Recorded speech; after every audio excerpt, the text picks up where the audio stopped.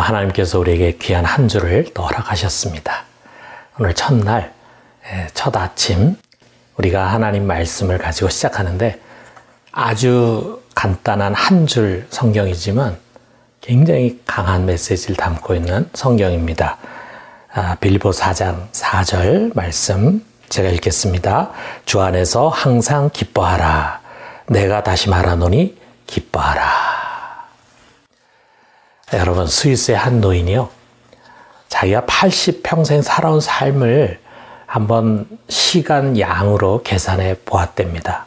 자, 그랬더니 제일 많이 사용한 시간은 잠자는 시간으로 26년, 그 다음은 일하는 시간으로 21년, 먹고 마시는데 6년, 남이 약속을 안 지켜서 기다린 시간이 5년, 불안스럽게 혼자 낭비한 시간이 5년, 세면하는데 228일, 아이들과 노는데 26일, 넥타이를 착용하는데 18일, 담배 불 붙이는데 12일, 그리고 가장 행복했던 시간은 불과 46시간이었다고 말합니다.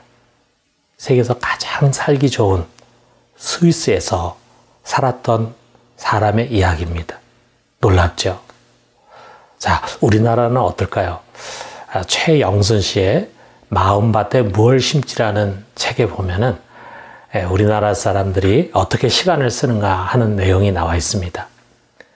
우리나라 사람들은 일하는 시간이 26년, 자는 시간 22년, TV 앞에 앉아 있는 시간이 7년, 양치질하고 화장실 가는데 3년, 화내는 시간이 2년, 걱정 근심하는 시간이 7년, 그리고 웃는 시간은 88일이라고 말하고 있습니다.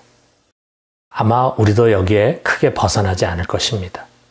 누구나 한 번 사는 인생, 행복하게 살고 싶지만 참 그 행복의 발목을 잡는 것들이 너무도 많습니다. 이런 우리들에게 주님 바울을 통해서 이렇게 명령합니다. 4절에 보니까 주 안에서 항상 기뻐하라. 내가 다시 말하노니 기뻐하라. 기뻐하라라고 하는 명령도 좀 부담스럽지만 항상이라는 말은 더 그렇지 않습니까? 평생 행복했던 시간이 불과 46시간, 웃는 시간이 88일에 불과한 우리들이 어떻게 항상 기뻐할 수 있겠습니까? 이건 말도 안 되는 명령이다 라고 생각하고 있는데 그 다음이 또 나옵니다. 내가 다시 말하노니 기뻐하라. 그러면 우리는 이제 이렇게 머리를 굴릴 수 있겠죠. 아, 그 옛날 이 명령을 받고 있는 빌립보 교인들은 우리보다 좀 더 여유가 있었겠지. 지금 우리처럼 스트레스가 심하지도 않았고 나처럼 이렇게 힘들지도 않았겠지. 그래서 어느 정도 기뻐할 수 있는 그런 좋은 환경이었으니까 이런 명령을 주었겠지. 이렇게 생각할 수 있겠죠. 과연 그런가? 자, 이 서신을 받는 빌립보 교회는요, 마게도냐 지역에 속해 있었는데 바울이 고린도 후서에서 이 마게도냐에 있는 교회의 실상을 환난의 많은 시련과 극심한 가난이라는 말로 설명을 하고 있습니다. 사실 이 글을 쓰고 있는 바울도 마찬가지죠. 그는 지금 감옥에 갇혀 있습니다. 정말 힘들고 어려운 환경이죠. 그러나 그의 편지에는 넘치는 기쁨이 담겨져 있습니다. 그런데 여러분, 우리가 곰곰이 생각해 보면요, 사실 이것이 믿음이 아닙니까? 부귀영화 누리고 성공의 정상에 서서 기뻐하는 것이야 믿음이 없이도 얼마든지 할 수 있습니다. 그러나 환난의 많은 시련과 극한 가난에서 기뻐하는 것은요, 믿음의 결실입니다. 그리고 그것을 가능하게 해주는 것이 바로 살아있는 믿음입니다. 오늘 우리도 그 살아있는 믿음을 회복할 수 있게 되기를 바랍니다. 여기 열쇠 되는 말씀이 있어요. 주 안에서 기뻐하라. 주 안에서입니다. 여러분, 우리가 서 있는 곳이 바로 여기입니다. 주님 안.